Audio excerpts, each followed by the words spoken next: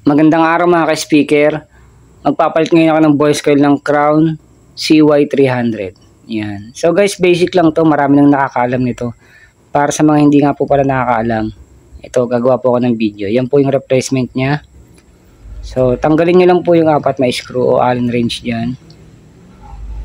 Yan.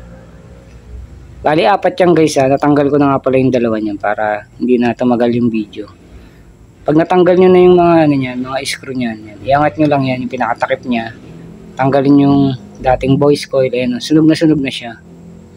So papalitan natin siya ng bago. Yan.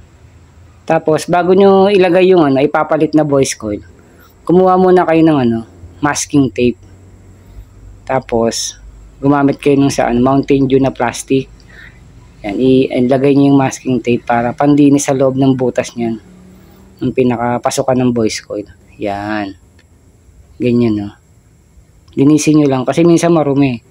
Pero minsan naman malinis na para sure lang. Pag okay na yan, na linis nyo na, tsaka nyo ngayon ilagay yung pangpalit na voice coil. Yan, 300 watts din yan. So, ganyan lang guys. O, yan, no. Yan. Yan lang. Ganyan lang kasimple guys. Para sa mga hindi nakakaalam. Tapos ibalik nyo lang uli yung ano, takip. Ilagay nyo lang yung apat na screw uli. So guys, maraming salamat nga po pala sa mga nakakapanood ng aking video. Rancy Speaker Rewind po.